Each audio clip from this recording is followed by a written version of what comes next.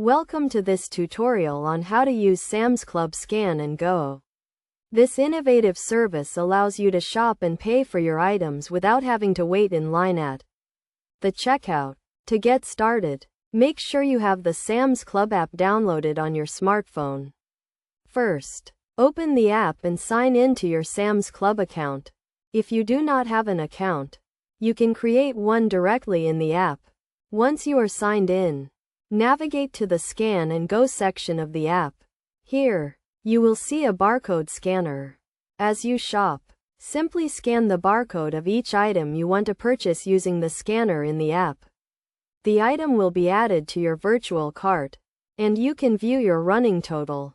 You can also remove items from your cart if you change your mind. When you are finished shopping, navigate to the Checkout section of the app. Here, you will see a summary of your purchases and your total.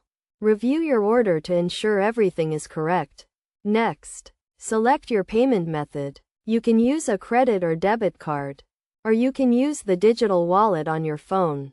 Once you have selected your payment method, confirm your payment and wait for the app to generate a digital receipt.